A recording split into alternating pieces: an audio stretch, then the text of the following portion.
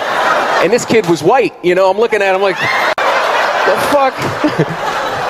So I'm like, who else can help me? He's like, yo, this motherfucker over there, this motherfucker over there. And he just starts making sounds like boom, pow, you know, like everything's all sideways like that old Batman show, you know.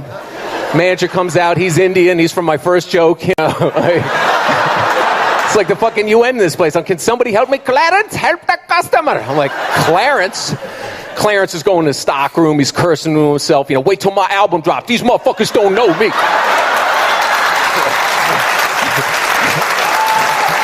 Waiting for the album to drop, you know, I don't... So I'm standing there, and I see this lady, and she's in the ball section, and she's looking at these balls. She takes this basketball, puts it under her shirt, and starts walking out. I'm like, I got busted by fucking Columbo at the door for my Snapple. Let me see what happens. But he doesn't say, he's like, when you expecting that baby? She's like, that's a beautiful thing, booyaka, blood clot, and all that other shit, you know, whatever. So Clarence comes out, he rings up my sale, but there's no receipt. I'm like, well, I need a receipt. He's like, yo, son, you motherfucker, I got to lay down tracks on you. I'm like, oh, here, just, yeah. Give me my shoes. I go to leave. I give my claim ticket back to the Jamaican security guard. I get my Snapple bottle back, which was previously unopened, but somebody has taken a big-ass sip off it, and his whole lower lip is all strawberry kiwi color. I'm like, did you sip this? He's like, no. You know, points to a sign, not responsible for personal items, you know. So I go to leave. He's like, you can't leave. Me need to see that receipt, boy. I'm like, what? Me need to see that receipt, but I'm going to know you don't steal them shoe. I'm like, I don't have a receipt. Well, then we'll go downstairs, investigate. So I got to wait by the fucking wall of shame where they got the Polaroids of everybody who's ever been busted shoplifting. 2 of them live in my building. I'm like, that's my super, you know. And I'm waiting for the manager to get off the phone, but he's yelling at somebody. He's like, look, I don't care about this $10,000 security system because it doesn't work. The basketball bandit has struck again. Finally, I get out of there. I get on my train. I go home. I'm like, let me just check this merchandise. I look in the bag. One shoe is a size 7. The other's a size 10. And there's a CD in the bag, and it's Clarence's album. That's it. You guys have been great. White boys in the hood. I have to say I've not seen a Sporting's Good or a mall like that. Although I will say the Gaston Mall, Jesus, or the mall in Gastonia, the Eastridge Mall. Yeah, that was the place for us to go shopping back when I first moved up to North Carolina. It was a nice mall. Now you go in and there's like a quarter of the stores left. And they got an escalator that goes up to the 3rd floor, which used to be a big ass fucking arcade room and, you know, slushies and golf and all this other shit. And, you know, now you got fucking people with pants hanging below their asses, which, you know, if you still don't realize that is, you know, people's way in jail of saying, hey, I will be your bitch. I'm sorry for you because it's not cool. You know, looks like you could freaking get whatever you needed out of the damn mall. It's just how it is. You know, we all go to Concord Mills and into Charlotte. We go into Charlotte to go to the malls. Stay away from the mall in Gastonia. It's not cool at all. How it got to be. I'm actually waiting on them to tear that one down too, or redo it, because we used to have a Gaston Mall, which was where the DMV and all that shit used to be, and blah blah blah. You know, they tore it down and built a brand new shopping center. So hopefully they'll turn down the Eastridge Mall and get that rolling too. So no. All right, y'all. Well, we thought we'd just get on here and screw around a little bit this Saturday morning. Oh yeah, shit! I about fucking forgot. What I very first started talking about whenever the show started. Well, my bad. You know, sometimes I forget too. Just saying, it happens. We're only human. People make mistakes. Everybody knows Tucker Carlson, or you should anyway. This is the scandal that I was talking about earlier. About with Russia and the Clintons and Obama. Check it out. In television studios all over Washington. Russia, Russia, Russia! The very people who spent 70 years making excuses for the Soviet Union were suddenly convinced that Russian agents had visited our shores in the dead of night to murder American democracy and install their puppet in our White House. Trump won because of Vladimir Putin. That was their claim. It seemed confusing to most people, but to our decadent and deeply unimpressive ruling class, the explanation made perfect sense. How else could their candidate, the candidate of both Nancy Pelosi and the Bush family, have lost last November's election?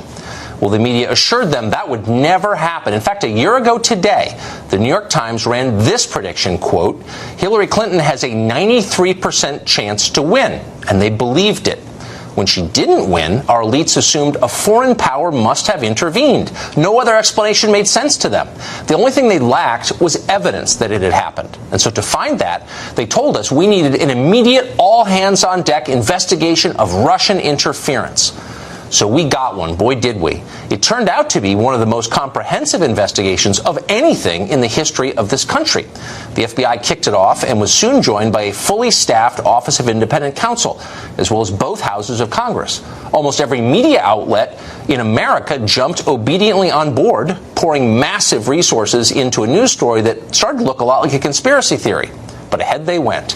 An entire generation of non-Russian speaking cable news hosts remade themselves into amateur criminologists. Remember that? The frenzy spun out of control. And soon, liberals weren't simply talking about a stolen election, but about war, actual war.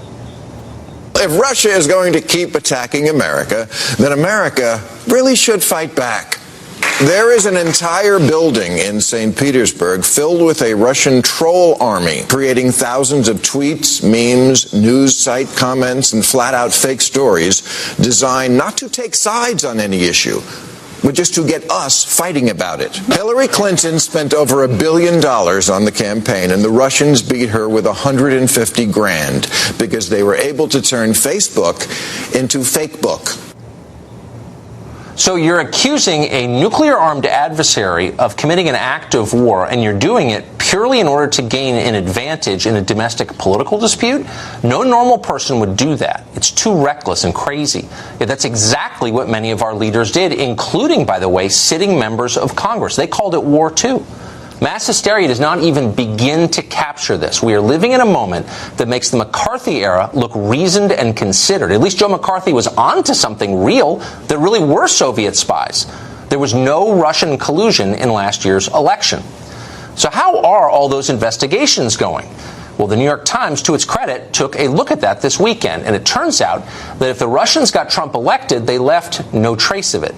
Even Senator Dianne Feinstein of California had to admit that after wasting untold time and money, her committee has not found evidence of collusion between Putin and the Trump campaign.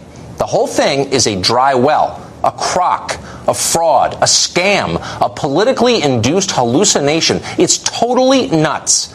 A lot of people should be deeply ashamed of this. Not that they are, of course. But that doesn't mean we haven't learned anything. Robert Mueller's team of investigators apparently has found evidence of suspected wrongdoing by the Podesta Group, which you'll remember is a lobbying firm founded by Hillary Clinton's campaign chairman, John Podesta, and his brother, Tony. According to news accounts, the Podestas may have violated criminal law by failing to register as lobbyists for foreign powers. Not exactly the development Democrats were hoping for when they cheered Mueller's appointment as independent counsel. And then there's the ongoing Uranium One scandal, which has been explained in a series of devastating pieces by the Hill newspaper. Back in 2010, in a move that virtually nobody will now defend, the Obama administration allowed a Russian firm to gain control over about 20% of our uranium reserves here in the United States. Before the deal was approved, Obama's Department of Justice uncovered a massive Russian racketeering and bribery ring working to get control of that uranium. The Obama administration kept that information secret, even from Congress, and let that deal go through. Now, why would they do that? Did it have anything to do with the more than $100 million Hillary Clinton's family foundation took from Uranium One board members? She was the Secretary of State at the time. Maybe, just a guess. At some point, we'll find out for sure. And that's the upside of the hysteria over Russian collusion. Its unintended consequences will be fun to watch. Because when you make up a fake scandal, you never really know where it's going to go. That's the truth. You make something fake, and you're eventually, you eventually get called out on it somewhere, some way, somehow. That's like,